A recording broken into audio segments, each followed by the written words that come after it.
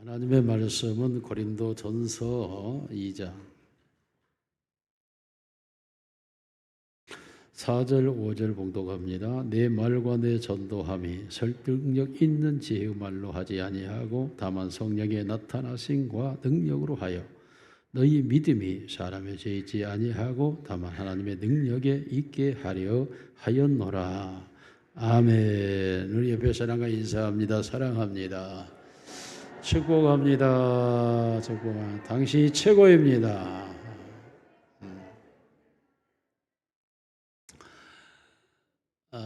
우리가 신앙생활 하면서 가장 염려되는 것이 하나 있죠. 그것은 내가 구원을 받았는지, 정말 나는 믿는 사람인지에 대한 불안과 염려가 내재하는 경우들이 있습니다. 오랜 교회 생활을 해도 불구하고 이런 의심이 있죠. 자, 이런 부분에 대해서 제가 오늘 말씀을 통해서 다른 각도에서 여러분의 믿음을 한번 돌아볼 수 있습니다. 과연 나는 정말로 믿음 있는 사람인지 구원받은 자인지 하나님의 사람인지를 다른 방면에서 살펴본다면 그것은 성령의 사역으로 살펴보면 답이 나옵니다. 성령이 내 안에 임재해 계시는가에 대한 것은 성경에서 성령의 역사는 크게 세 가지로 말하고 있습니다. 지난주 감사주일 전주에 제가 성령의 세례라고 하는 성령의 능력에 대해 말씀드렸죠. 자, 그런 능력이 없다고 해서 내가 그러면 성령이 없는가? 아니, 그럴 생각은 없습니다. 그럴 이유도 없습니다. 또한 성령 충만이라는 것, 성령의 세례를 통한 성령의 능력, 이게 성령의 역사의 또 한 면이라면 성령의 충만으로 인한 성령의 열매를 맺는 것은 인격의 변화, 이것은 주의 사역의 능력이고 이것은 인격의 능력, 사람의 인격의 변화를 통하여 오는 능력이죠. 이 두 가지 영역에서만 가지고 우리가 구원을 받았는가를 살피려고 한다면 아마도 우리 모두는 부적격자가 될 것입니다. 그러나 성령은 그 이전에 근본적인 또 하나의 사역이 존재하고 있습니다. 그것이 바로 오늘 본문을 통해서 여러분에게 말씀하는 성령의 나타남. 오늘 사도 바울이 고린도 교회를 향하여 성령이 나타나심이라고 말하고 있습니다. 여러분이 성령의 나타나심에 대하여 우리가 보다 알기 위해서는 먼저 서론적으로 우리 인간의 존재에 대해서 한번 생각해 볼 필요가 있습니다. 사람은 자신의 힘으로 하나님께로 돌아갈 수가 없습니다. 인간은 완전히 타락했고 그 지능과 지성과 감성과 의지는 철저하게 그리고 전적으로 부패되어 있다라고 성경은 진단합니다. 다시 말하면 인간의 이성으로 하나님에 대하여 이해할 수도 없고 이미 인간의 이성은 그 죄가 그 지성을 덮어버림으로 말미암아 깜깜하게 되어서 완전한 소경이 되어 있어서 인간의 영적 능력이 소경 상태이기 때문에 도무지 영적 세계를 지성으로 알 수가 없는 상태가 인간의 이성입니다. 뿐만 아니라 인간의 의지는 하나님께 순종할 수가 없습니다. 죄를 범하는 자마다 죄의 종이니 즉 죄의 노예 상태로 쇠사슬에 묶여 있는 상태로 종 노릇을 하고 있습니다. 죄라는 쇠사슬에 묶여서 종으로 끌려가고 있는 상태, 이런 상태는 하나님의 법에 굴복지 아니할 뿐만 아니라 할 수도 없다라고 단언적 선언을 성경은 합니다. 그러므로 그 상태로서는 도무지 하나님과 이미 그 법에 굴복할 수 없는 상태가 아니라 영적 무기력 상태에 존재하기 때문에 인간의 의지가 영적 작동이 불가능합니다. 뿐만 아니라 인간의 감성 상태는 완전히 상할 대로 상하여 있습니다. 그러므로 하나님을 사랑할 수 없는 정서 상태입니다. 우리의 정서를 말한다면 하나님과 원수 되나니, 인간의 정서는 하나님과 원수 상태에 놓여 있습니다. 이러한 감정 상태를 가지고 오히려 하나님이 가장 싫어하는 돈을 사랑함이 일만하게 뿌리라고 했으면 돈을 사랑하고, 탐욕은 우상 숭배라고 했음에도 불구하고 이미 탐욕으로 가득 채워져 버려 있는 우리의 정서 상태는 도무지 하나님을 찾아 알 수가 없는 상태에 머물러 있습니다. 이러한 우리의 죄된 상태를 성경은 예레미야 13장 23절에서 이렇게 말합니다. 구수인이 그 피부를, 성경 안 보내줬나요? 성경이 안 뜨네요. 네, 같이 읽습니다. 시작. 구수인이 그의 피부를, 표범이 그의 반점을 변하게 할 수 있느냐? 할 수 있을진데 악에 익숙한 너희도 선을 행할 수 있으리라. 여러분, 이 말씀이 구수인이라는 흑인입니다. 흑인이 피부를 희게 할 수 있느냐? 표범이 그 반점을 없앨 수 있느냐? 그렇게 할 수 있다고 설명이 불가능한 건데, 그것이 있다 할지라도 인간이 그러면 선을 행할 수 있느냐? 있다고 할지라도 그 선 자체는 악일 수밖에 없다. 즉 불가능하다. 전적으로 피부를 바꿀 수 없는 것처럼, 반점을 바꿀 수 없는 것처럼 있다고 할지라도 그 자체는 불가능한 거다. 우리가 선을 행한다고 말하고 의를 행한다고 말하는 그 자체가 아예 선이 아니고 그 자체가 의가 아니다 라고 성경은 우리에게 말합니다. 그러므로 인간 스스로는 도무지 육신에 속하여 있고, 성경이 말하는 대로 영을 따라갈 수 없는 상태, 영을 알지도 못하는 상태, 이게 인간을 향한 진단인 것입니다. 그러므로 하나님께 돌아올 수도 없고 하나님을 찾아볼 수도 없습니다. 그러므로 유대의 공회 의원이었고 위대한 스승 선생이었던 니고데모가 밤중에 예수님을 찾아와서 어떻게 해야 우리가 하나님의 나라에 갈 수 있느냐라는 질문에 대해 예수님께서 요한복음 3장 3절에서 명료하게 말씀합니다. 시작. 예수께서 대답하여 이르시되 진실로 진실로 내게 이르노니 사람이 거듭나지 아니하면 하나님의 나라를 볼 수 없느니라. 사람이 다시 태어나지 않고는 하나님의 나라를 볼 수가 없다.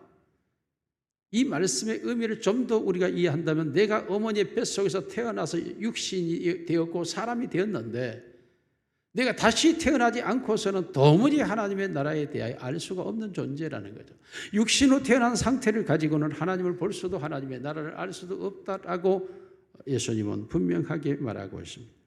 다시 태어나는 일 외에는 하나님의 나라에 들어갈 수 없다는, 즉 자연인으로는 도무지 하나님에 대해 알 수가 없는 상태, 이러한 상태가 되어져 있을 수밖에 없는 것이 성경 에베소 2장 1절은 인간에 대하여 이렇게 말합니다. 시작. 그는 허물과 죄로 죽었던 너희를 살리셨도다고 말.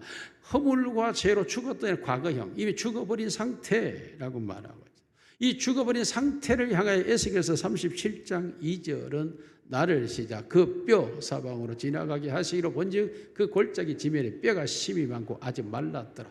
아예 해골이 말라붙어버린 상태, 이 상태가 죽어버린 상태라고 말합니다. 죽어서 이미 살은 다 흙이 되어버렸고 뼈만 있는데 그 뼈도 앙상하게 말라버린 상태, 이것이 인간의 영적 상태입니다. 이런 영적 상태에서 도무지 하나님을 알 수가 없는 거죠. 여러분, 전쟁터에 수많은 병사들이 총을 가지고 탱크를 가지고 그들이 쓰러져 있는데 다 죽어 있다고 합시다. 그들에게 어떤 장교가 와서 명령을 합니다. 다 일어나라고 소리 질러 봅니다. 그들에게 진군하고 적을 향해 총을 쏘라고 말합니다. 아무런 소리를 지르고 명령을 내려도 그들은 움직이지를 않습니다. 이미 죽어 있기 때문입니다. 죽어 있는 자들은 도무지 사람의 소리를 알아들을 수 없고 사람의 명령을 받을 수 없고 그걸 행할 수가 없습니다. 그들이 지난 날에 특공되었다 할지라도, 그들이 지난 날에 수많은 장수를 죽인 용장이었다 할지라도, 지난 날에 그들이 수많은 전과를 올렸던 용사였다 할지라도, 그들이 저들에게 항상 선택받은 용병이었다 할지라도, 그들이 다시 살아나지 않는 한 그들의 입고 있는 옷이, 그들이 가지고 있는 무기가, 그들이 지니고 있는 그 모습이 아무런 전쟁터의 싸움의 유익이 될 수가 없습니다.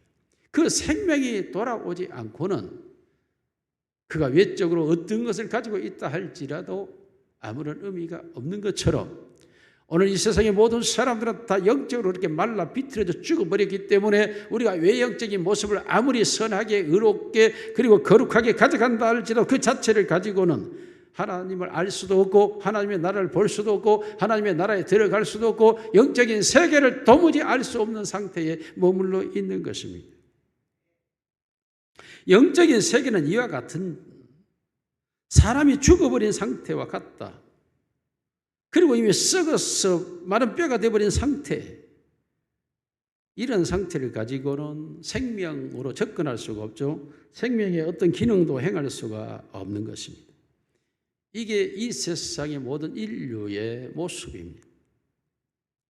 그러므로 하나님의 성령이 그 사람에게 나타남으로 역사하지 않고서는 예수님이 말한 대로 성령으로 물로 거듭나지 않으면 하나님의 나라를 볼 수 없다고 말한 것처럼 성령이 그에게 나타나지 않으면 그는 하나님과 아무런 관계가 없는 상관없는 사람.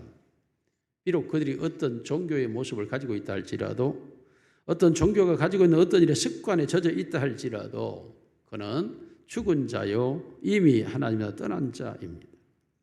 요한복음 20장 21절 같이 보겠습니다. 시작. 예수께서 또 이르시되 너희에게 평강이 있을지어다. 아버지께서 나를 보내신 것 같이 나도 너희를 보내라 하시고 한숨을 내쉬며 그들에게 성령을 받으라고 말씀을 합니다. 자, 여러분 이 상황이 지금 예수님의 제자들을 3년 동안 따라다녔습니다. 예수님의 죽으심을 목격했습니다. 그리고 그들이 골방에 숨어서 저들도 예수님과 같이 잡혀 죽을까 봐 두려움에 떨고 있습니다. 이때 예수님께서 그들에게 나타나셨습니다. 그리고 그들에게 말한 것은 무엇입니까? 성령을 받으라입니다. 죽어있는 제자들의 모습, 이미 영적으로 도무지 주님이 십자가에 못 박힌 것을 보고도 알지 못하고 예수님이 죽었다 부활하였다 할지도 알지 못하고 주님이 수많은 교훈과 이적과 기적을 행하였음에도 그것이 그들에게 도무지 영적으로 보여지지 않는 영적인 일을 알지 못하는 상태에 있다는 것입니다. 이때에 바로 이 제자들은 아직 성령을 받기 이전이었습니다. 그러므로 수없이 성경의 가르침을 받고 교회를 다니고 수없이 예배 생활을 한다 할지라도 성령을 받지 않은 상태에서는 예수님의 제자들의 모습일 수밖에 없습니다. 그러므로 성경은 끊임없이 말세에 하나님께서 이 세상의 모든 이방인과 인류를 구원하기 위하여 내가 내 영을 내 남종과 내 여종에게 부어줄 것이며 그들이 바로 장래일을 말하며 꿈을 꾸며 이상을 말할 것이라며 늙은이 젊은이 아이들까지를 다 포함해서 요엘서 2장에서 이미 요엘 선지자를 통하여 하나님은 말씀을 하였고 이 말씀은 이사야 33장 15절에 보면 그때 성령이 임하게 되면 광야가 밭이 될 것이며 그리고 그곳에 수풀이 우거지는 살림이 될 것이며 다시 말하면 광야는 죽은 땅이고 밭과 살림이 우거지는 생명의 숲이라는 생명의 삶이라는 것입니다. 생명의 세계가 일어날 것에 대하여 말씀하고 있습니다. 오늘 본문은 고린도 교회를 향한 사도 바울의 편지에서 성령이라는 단어가 최초로 등장하는 단어입니다. 물론 고린도 전서에는 수없이 성령의 사역과 능력에 대해 말합니다만은 그럼에도 불구하고 최초로 이 사도 바울이 성령이라는 단어를 쓰면서 이 성령의 능력 이전에 성령의 나타남이라고 하는 단어를 사용을 합니다. 뿐만 아니라 성령의 나타남이 아니라 성령의 나타남과 능력으로 하여라고 말하므로 바울은 오직 고린도 교회를 향하여 성령이 나타나기만을 간절히 고대하였고 성령의 역사만을 그런 소망했고 그러기 위해 자기도 성령의 역사를 따라 이 모든 사역을 진행하였다라고 바울은 말합니다. 그러므로 성령이 나타나야만이 너희 믿음이 사람의 죄 있지 아니하고 다만 하나님의 능력에 있게 하려 하여 하나님의 성령이 저들에게 나타나야만이 저들이 믿음의 사람이 될 수 있는 즉 영적 세계로 들어가는 거듭난 사람이 될 수 있기 때문에 사도 바울은 오직 성령이 나타남을 인하여 그런 몸부림을 쳤고 저들에게 하나님의 능력인 복음을 증거하였다라고 말합니다. 오늘 우리 모두에게도 이런 성령이 우리에게 임하여 자연인이 아닌 성령의 사람으로 거듭나는 시간이 되기를 주의 이름으로 축원합니다. 성령의 사역을 보면 첫째로 그 성령은 사람의 마음에 역사합니다. 여러분이 성령이 하나님의 사람들에게 나타날 때 오늘 사도 바울이 말하죠. 내 말과 내 전도함이 설득력 있는 지혜의 말로 하지 아니하고 설득하지 않았다고 말합니다. 지혜로 풀어가지 않았다고, 즉 논리로 말하지 않았다고 말합니다. 오직 이들에게 지금 복음을 전도하는 이 복음의 전도라고 하는 것은 여러 가지의 방법이 있지만 방법과 수단을 사용하지 않았다는 것입니다. 오직 저들에게 이 복음에 대하여 믿음이 일어나야 하는 성령의 나타남, 그것만을 초점으로 사역을 하였다. 그렇지 않고서는 아무리 내가 복음을 외치고 이 복음의 십자가의 도가 하나님의 능력이라 할지라도 저들 속에 믿음이 일어나지 않고, 저들이 성령으로 아니하고는 거듭날 수 없고 말씀과 성령으로 거듭나지 않고서는 이 영적 세계를 알아들을 수가 없기 때문에, 그러므로 외적인 방법이나 어떤 설득력이나 지성이나 지혜로운 말로 저들에게 말하지 않았다라면서 자신은 강력하게 하나님의 성령의 나타남만을 추구했다. 그렇습니다. 성령으로 거듭나지 않으면 우리가 잠시 어떤 행위의 변화를 가져올 수 있고, 교회를 다니니까 잠시 거룩함을 꾸며낼 수도 있고, 잠시 우리가 어떤 태도를 바꿔볼 수도 있겠지만 그것은 일순간이고, 진실로 그 심령이 변화가 일어나지 않고는 어떤 행위의 변화가 근본적으로 발생할 수는 없는 것입니다. 꾸밀 수는 있지만 본질은 변화되지 않습니다. 그런데 하나님의 성령은 어디에 나타나? 하나님의 성령, 그의 심령 속에, 그 마음에, 그 영혼 속에 성령은 여기기 때문에, 인간은 영적 존재이기 때문에 그 성령이 그 인간의 영혼 속에 역사하는데, 그것을 우리가 흔히 표현할 때 마음이라고 표현을 합니다. 그러므로 잠언서에서는 잠언 4장 23절에 사람의 생명이, 그 근원이 마음에 있다라고 말합니다. 즉 우리의 영혼에, 우리의 영의 그 생명의 근원이 존재하고 있다고 말하므로 이 생명을 지키려면 그 마음을 지키라고 말합니다. 예수님께서도 마가복음 7장에서 사람의 마음에서 나오는 것이 악한 것이라고 말하며 우리의 속 사람을 새로워지게 하는 것, 이것만이 사람이 근본적으로 변화될 수 있는 하나님의 사람이 될 수 있는 것을 의미하고 있습니다. 다시 말하면 어떤 샘이 깨끗해지려면 샘의 근원이 물이 새로워져야 새로워진 것이, 중간에 물줄기를 바꾼다고 해서 물이 바뀌어질 수는 없는 것입니다. 이와 같이 원천적으로 우리의 마음이 바뀌어져 버리는 것, 이게 바로 성령의 역사라고 말합니다. 하나님의 성령은 끊임없이 우리 속에 들어오셨다면 우리의 속 사람이 바뀌어질 때 마음이 바뀌어지는 거죠. 어떻게 바뀌어집니까? 우리의 마음이 세상 사랑하는 것에 빠져 살고 있잖아요. 이 세상의 정욕과 안목이 자랑과 이성의 자랑에 빠져 사는 것이 인생인데, 하나님의 성령이 임하게 되면 놀랍게도 바뀌어지는 게 있죠. 하나님을 이 세상보다 더 사랑하게 시작합니다. 여러분, 이 세상에서 우리가 바라고 있는 것은 이 세상의 돈이 최고라고 여기며 그 돈을 위하여 우리의 일생을 바치고 헌신하며 일하고 있죠. 그런데 하나님의 성령이 임하게 되면 하나님의 일이 돈보다 더 가치로 여겨지기 시작합니다. 그러므로 하나님의 일을 돈보다 더 우선시하는 마음으로 바뀌어지게 됩니다. 성령이 임하게 되게 되면 하나님을 향한 태도와 자세가 바뀌어지는데, 그게 무엇일까요? 그것은 바로 우리가 교회라고 하는 것을 전혀 알지 못하고 교회라는 곳에 가기 싫어하고 그 시간에 차라리 TV를 보거나 노는 것이 더 즐거웠고, 교회를 안 가는 것이 당연한 것인데 이제는 교회를 가는 것이 당연한 마음으로 바뀌어지는 겁니다. 그 어떤 일보다도 교회를 가서 하나님을 예배하는 것이 우선순위로 바뀌어지죠.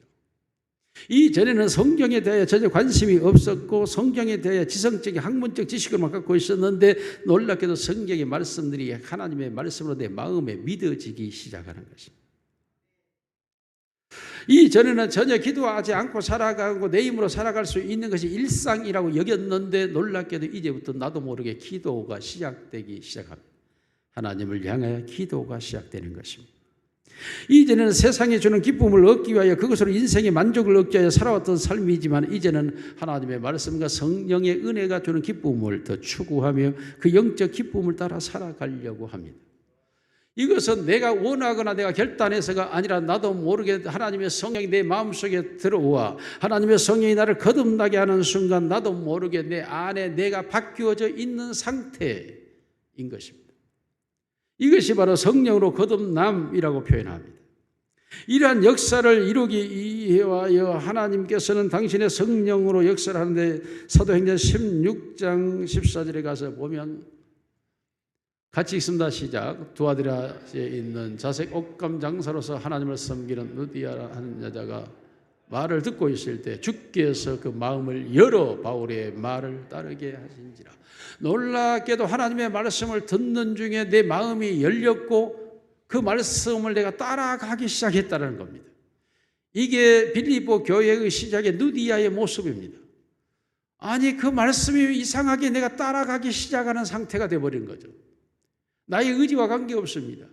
나의 감정과 나의 생각과도 관계없어. 나는 그렇게 하겠다고 결단해 본 적이 없는데도 불구하고 내가 그렇게 가고 있는 내 자신을 목격하고 발견하게 되는 것입니다. 여러분, 이와 같은 우리의 근본적 마음의 변화를 추구하는 사람이 다윗입니다. 다윗은 하나님의 성령이 그 마음에 역사하여 주실 것을 간절히 간구합니다. 그가 주를 위하여 살았던 삶이 있었습니다만은 그럼에도 불구하고 그가 살인과 간음을 저질렀습니다.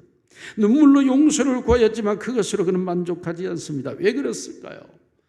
근본적인 변화가 일어나지 않는 한 자기의 왕의 신분과 위치에서는 또 다른 그 죄를 반복할 수 있고 그 죄를 빠져들 수 있는 상황이기 때문입니다. 그러므로 다윗은 너무나도 이 사실을 너무나 잘 알고 있기 때문에 왕의 권력을 가지고 권세를 가지고 얼마든지 가능한 죄가 나열되어 있는 이런 현실 속에서 내가 그 죄를 범하지 않으려면 나의 근본이 바뀌어지지 않고서는 안 된다고 말하며, 같은 죄가 반복될 것을 두려워하는 다윗은 시편 51편 10절에 이렇게 기도합니다. 시작. 하나님이여, 내 속에 정한 마음을 창조하시고 내 안에 정직한 영을 새롭게 하소서. 내 영이 원래 정직했지만 지금 타락했으면 이 영을 새롭게 하지 않고는 나는 방법이 없고, 내 마음을 다시 창조해 주지 않고서는, 다시 말해 거듭나게 하지 않고서는, 내 마음을 다시 태어나게 하지 않고서는, 하나님이 내 마음을 다시 만들어주지 않고서는, 창조해 주지 않고서는 나는 이 죄악을 이길 수가 없습니다. 그러므로 다윗은 하나님 앞에 내 마음을 다시 창조해 달라고 기도하는, 예수님 말씀으로 빌리면 거듭나게 해달라, 다시 태어나게 해달라고 간구합니다. 그러므로 다윗은 이러한 기도를 통하여 그 마음의 근본적 변화가 일어나서 그는 그 후 그에게 아비삭이라고 하는 동료를 그의 나이 듦과 추움을 인하여 넣어줬지만 동침하지 아니하였다라고 성경은 기록합니다. 그 마음의 철저한 변화가 일어났을 때 그 사람의 변화가 온전하게 일어났음을 말하고 있는 거죠. 이것을 에스겔 선지자는 에스겔서 11장 19절에 이렇게 말합니다. 내가 그들에게 한 마음을 주고 그 속에 새 영을 주며 그에서 돌같은 마음을 제거하고 살처럼 부드러운 마음을 주어 그들에게 한 마음을 준다. 마음이 다 있습니다. 있는데 거기에 다른 한 마음을 주시겠다는 겁니다. 그 마음을 주면 이전에 있던 내 마음, 돌같이 있는 그 마음을 제거해버리고 내 마음이 부드러운 마음이 되어 살처럼 부드러운 마음이 되겠다. 에스겔서 36장 26절에도 말씀합니다. 같이 읽습니다. 시작. 또 새 영을 너희 속에 두고 새 마음을 너희에게 주되 너희 육신에서 굳은 마음을 제거하고 부드러운 마음을 줄 것이며, 새 영을 너희 속에 두어질 때 너희의 마음이 굳은 마음이 새 마음으로 거듭난다. 다시 태어날 것이라고 이미 예수님 말씀하시기 수백 년 전의 선지자를 통하여 우리의 마음에 새 마음을 말하고 있는 것입니다. 이 마음이 바뀌어져 버릴 때, 마음이 부드러운 마음으로 변화되어져 버릴 때에 세상 것에 굳어져 있는 우리의 마음들이 사라지고 하나님의 나라를 향하여 열린 마음이 일어나서 그 마음으로 이 세상을 살아가는 사람이 되는 것이라고 말하고 있습니다. 그러므로 여러분, 이러한 마음이 바꾸어져 버려야 우리의 이성과 감성과 의지가 마음의 지배를 받기 때문에, 즉 우리의 영의 지배받는 혼이 변화되어져 버려서 우리의 삶이 바뀌어지는 것이지, 만일에 내 마음이 바뀌어지지 아니하고는 내 마음속에 성령이 들어와 새 마음이 되지 않고서는 나는 이 세상에서 종교적 모습을 꾸밀 수는 있을지 모르지만 본질적 근본적 변화가 일어날 수가 없습니다. 그렇다면 두 번째로 성령의 나타남이라고 하는 것은 우리의 마음에 어떻게 나타납니까? 요한복음 16장 7절 같이 읽습니다. 시작. 그러나 내가 너희에게 실상을 말하노니 내가 떠나가는 것이 너희에게 유익이라. 내가 떠나가지 아니하면 보혜사가 너희에게 오시지 아니할 것이요 가면 내가 그를 너희에게로 보내리니.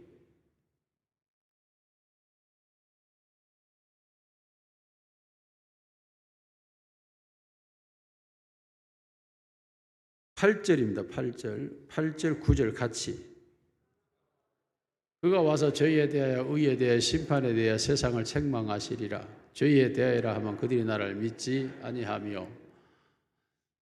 자, 예수님께서 내가 떠나가는 실제적 상황이 더 중요한 게 무엇이냐면 그 영을 너희에게 보내줄 것인데 그 영이 너희에게 오면 그가 와서 너희에게 저희에 대하여 세상의 의에 대하여 심판에 대하여 책망할 것이다 하고 말하셨습니다. 여기 책망이라고 하는 이 말이 그 어떤 사법권에서 검사가 지적하는 것, 이런 의미를 갖는 게 이 책망이라는 단어인데, 성경에 책망이라는 단어가 많이 나오죠. 그 말은 우리의 죄를 명료하게 지적하는 것, 이것이 책망입니다. 죄에 대하여 의에 대하여 심판에 대하여 명료하게 검사가 법적으로 지적해 줄 것이다. 이게 성령의 역사라고 말합니다. 과연 성령이 내게 임하였다, 내게 나타났다 그러면 내게 나타난 그 성령은 내게 분명하게 나타나야 될 것이 죄에 대하여 의에 대하여 심판에 대하여 나타난다라는 것입니다. 죄에 대하여라고 하는 것이 무엇입니까?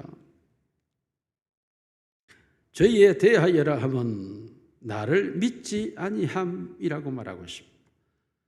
예수 그리스도를 믿지 않는 것이 죄다 라고 말합니다.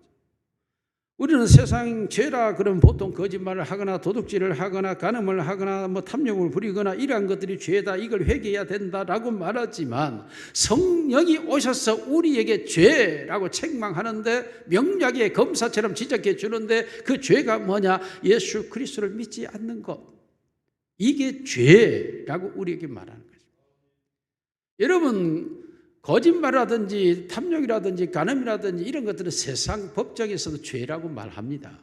세상의 도덕에서도 그건 죄라고 말합니다. 하나님의 성령이 모든 사람들이 말하고 있는 그 죄를 성령이 죄라고 말하는 것은 성령의 역사를 우리가 약화시키는 것이죠. 성령이 역사하는 죄는 예수 그리스도를 믿지 아니하는 것. 오늘 고린도전서 2장 2절에 바로 이렇게 말합니다. 시작. 내가 너희 중에서 예수 그리스도와 그가 십자가에 못 박히신 것 외에는 아무것도 알지 아니하기로 작정하였다고 말합니다. 오늘 사도 바울이 저들에게 성령의 나타나심을 외쳤는데 성령의 나타나심이라고는 뭐냐면 예수 그리스도와 그의 십자가에 대해 아는 것 외에는 다른 모든 것은 다 알지 않기를 원했다. 하나님의 성령이 나타났을 때는 두 가지입니다. 예수 그리스도와 그리고 그의 십자가에 대하여 너가 믿느냐 하는 것입니다.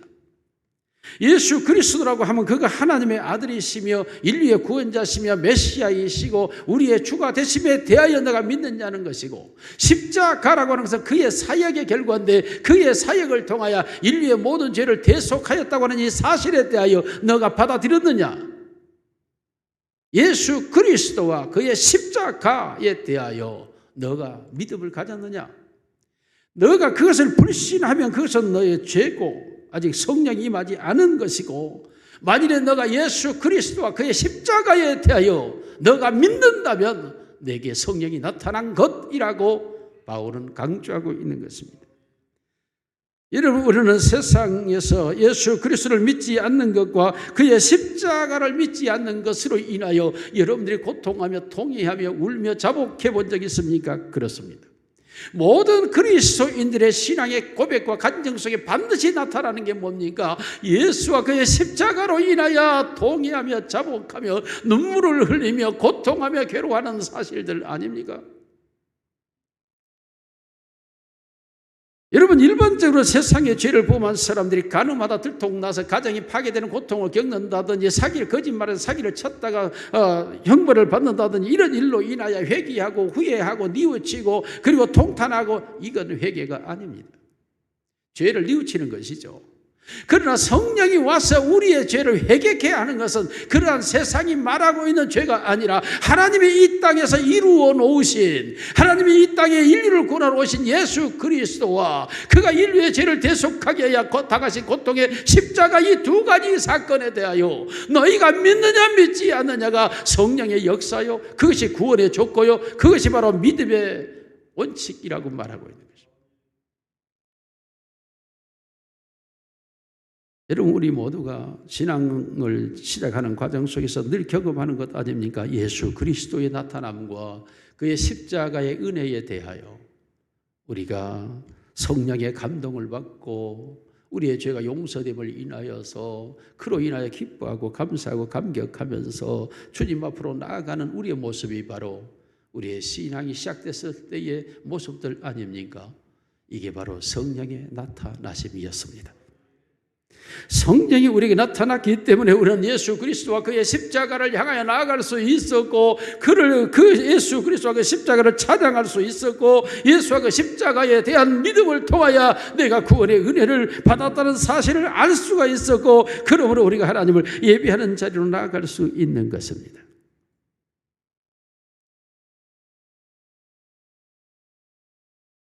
여러분, 우리가 예수 그리스도의 십자가에 대한 믿음이 들어오는 것은 성령의 역사인데, 아무리 우리가 도덕적으로 올바르게 살았다 할지라도 예수 그리스도 십자가에 대한 회개와 믿음이 일어나지 않으면 여전히 나는 죄인의 모습이고 성령이 내게 임하지 않는 것입니다.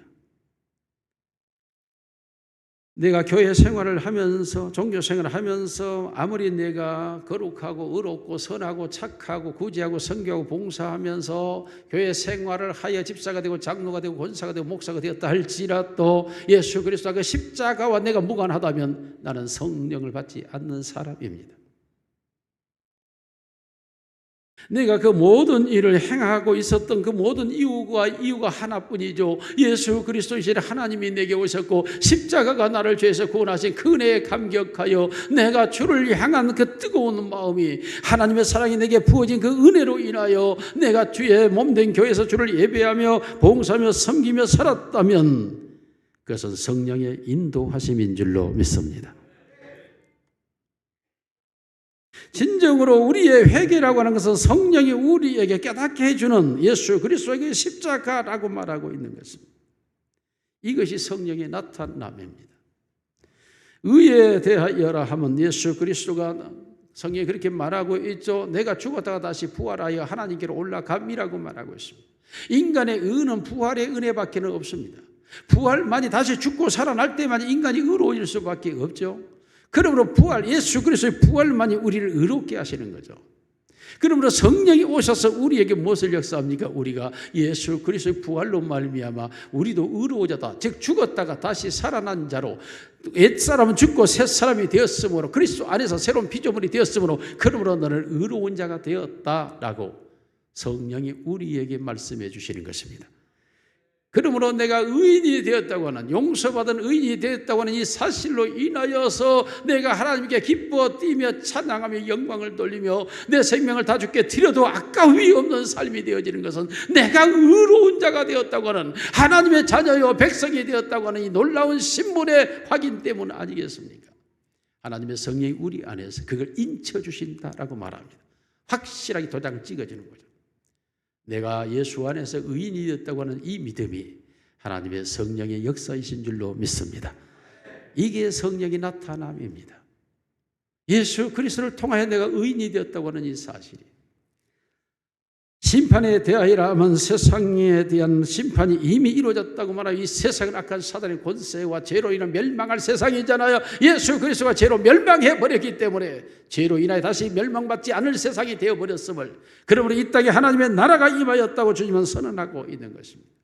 그러므로 성령이 오면 이제 우리는 이 세상은 이미 죄로 심판받아보고 하나님의 나라가 이 땅에 임하였기 때문에 나도 알지 못하게 하나님의 나라를 먹고 마시는 것이 아니라 의와 평강과 희락을 가지고 나아가는 삶이 되고, 하나님의 나라가 내 안에 임하여서 내가 그와 같이 되어져 있는 내 자신을 보면서 기뻐 뛰는 것, 이게 바로 성령의 임재요 역사인 것입니다.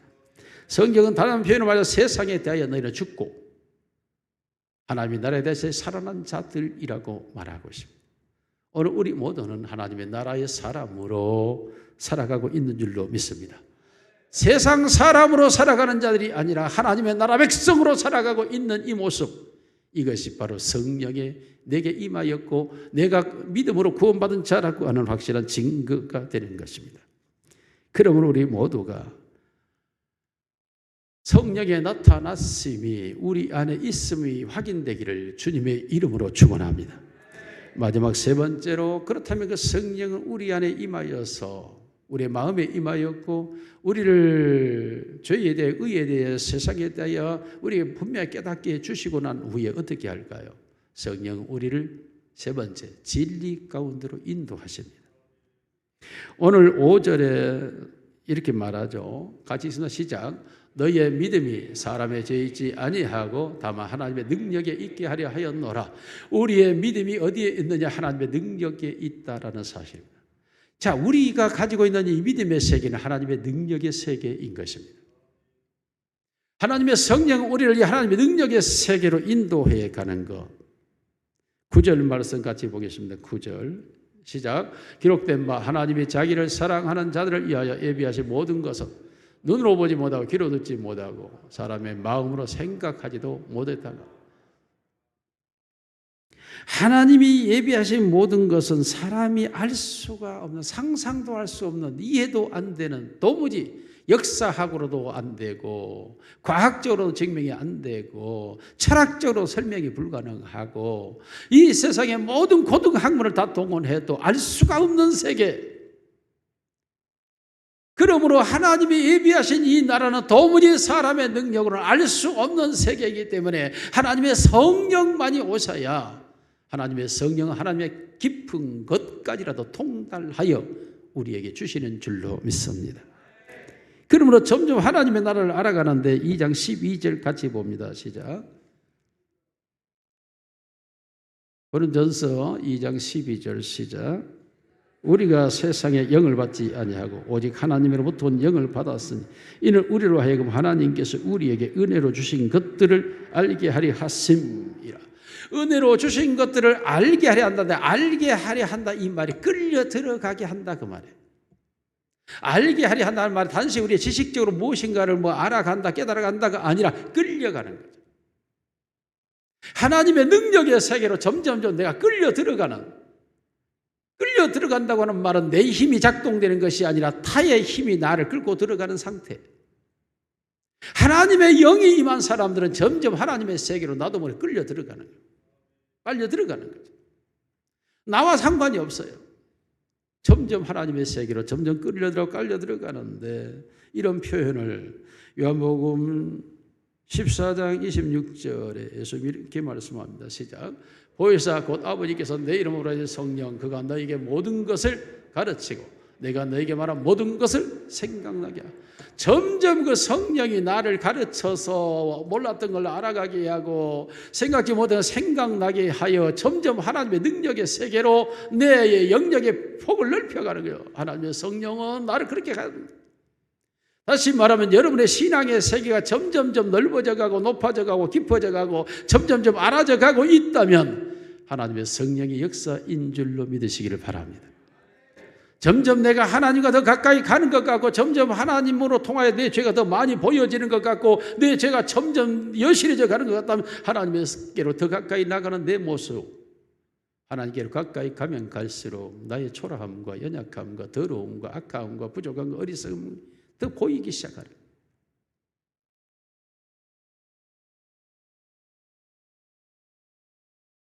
요한복음 16장 13절 가지 봅니다. 시작. 그러나 진리의 성령이 오시면 그가 너희를 모든 진리 가운데로 인도하시 그가 서로 말하지 않고 오직 들은 것을 말하고 장래일을 너희에게. 성령이 오시면 우리를 점점 생각나게 하고 가르쳐 줄 뿐만 아니라 인도하신다. 인도.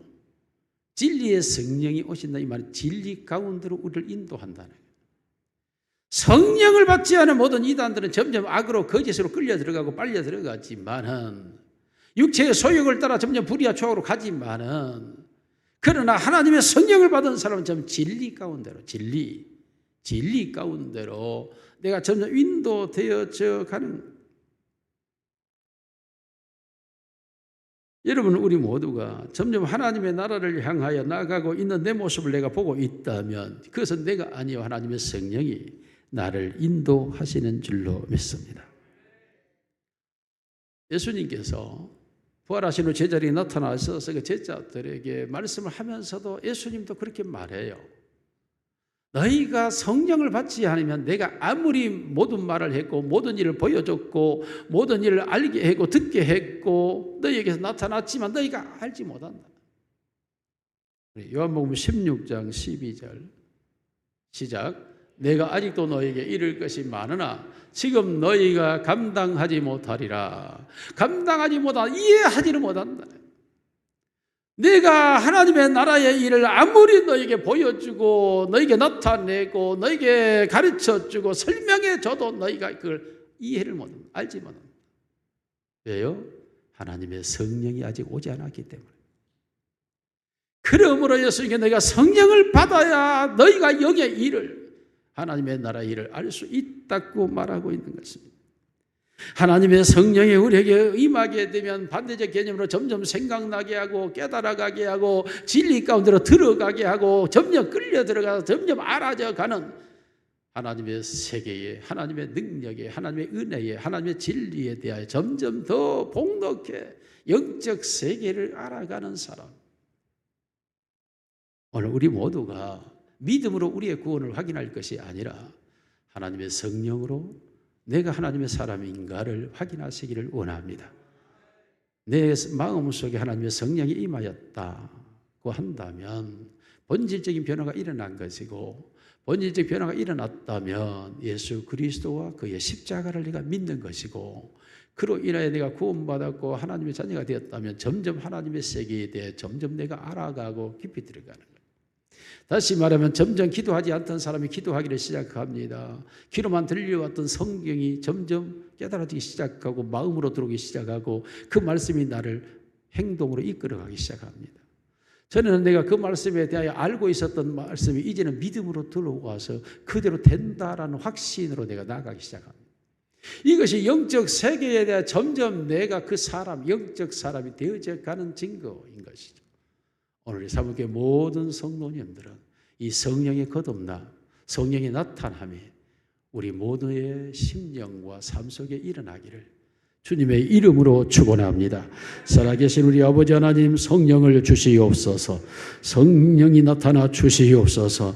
내 심령 속에 임하여 주옵소서. 내 마음 속에 주장하여 주옵소서. 내가 예수 그리스도를 믿는 자 되게 하옵소서. 십자가의 은혜를 믿는 자가 되게 하옵소서. 그러므로 죄사함의 은혜를 알게 하옵시고 오늘도 내가 의인된 자유함을 가지고 나아가게 하옵소서. 점점 진리 가운데로 들어가는 내 모습 되게 하옵시며 주님을 닮아가게 하옵소서. 주님의 능력으로 충만해지게 하옵소서. 하나님의 능력이 임하게 하옵소서. 우리 주 예수님 이름으로 기도드리옵나이다. 아멘.